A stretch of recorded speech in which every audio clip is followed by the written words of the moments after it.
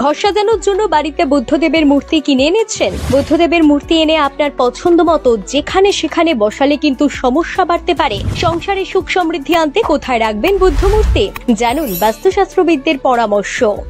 বাড়িতে বুদ্ধ মূর্তি থাকলে তা বাস্তুশাস্ত্র মেনে সঠিকভাবে স্থাপন করুন, তাহলে অত্যন্ত শুভ ফলদায়ক হতে পারে। বাস্তুমতে বুদ্ধ মূর্তি স্থাপনের সেরা দিক হলো পূর্ব দিক বা উত্তর পূর্ব কোণ। এই দিকগুলি ইতিবাচক শক্তি আকর্ষণ করে। এটি বাড়িতে সুখ, শান্তি ও স্থিতিশীলতা নিশ্চিত করে। বসার ঘরের প্রধান আকর্ষণ হিসেবে বুদ্ধ মূর্তি রাখতেই পারেন আপনি, তবে এমন জায়গায় রাখুন যেখানে এটি সহজেই চোখে পড়বে।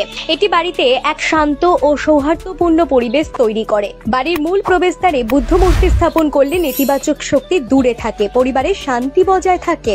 মূর্তিটি এমন ভাবে রাখুন যেন তার মুখ হয় বাড়ির ভেতরের দিকে বা বসার ঘরের দিকে। ধ্যানরত বুদ্ধ মূর্তি বাড়িতে স্থিরতা বজায় রাখে।